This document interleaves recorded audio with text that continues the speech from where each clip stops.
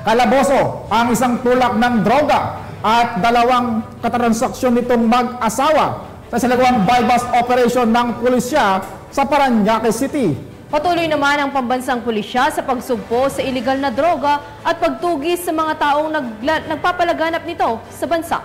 Narito ang report ni Patrolwoman Reyna Joyce Dalire. Sa mas pinaigting na kampanya kontra iligal na droga, hindi na nakawala ang subject sa buy-bust na si alias Aileen, 28 anyos na tinuturing na isang high-value individual ng Parañaque City. Ito'y matapos isiwalat ng isang confidential informant patungkol umano sa illegal drug activity nito sa kanilang lugar.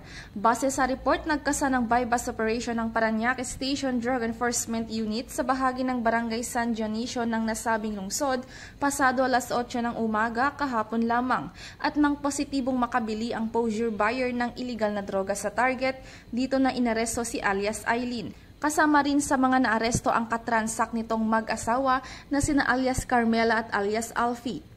May 29, mayroon po lumapit sa atin ditong confidential informant para po mag-report itong si Aileen.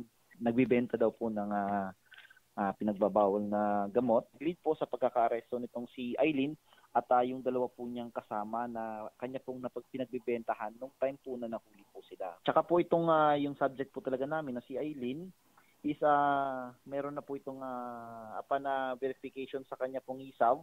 Na-verify po natin na meron po siyang under probation pa po siya. Nasabat sa operasyon ng may tinatayang timbang na 50 gramo ng hinihinalang shabu na may street value na 340,000 pesos.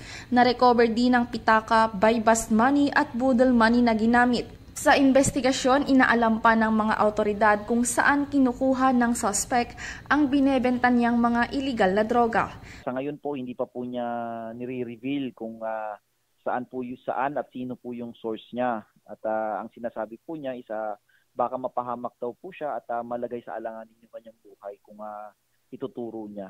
So sa ngayon po, tahimik pa po yung ating PUPC. Sampahan na ng kasong paglabag ng RA 9165 buwang Comprehensive Dangerous Drugs Act of 2002 ang tatlong naaresto at kasalukuyang nasa pangangalaga ng Parañaque City Police Station. Mula dito sa Southern Police District, ako ang inyong PNN correspondent, Patrolwoman Reyna Joyce Dalire, alagad ng batas, tagataguyod ng Balitang Pulis.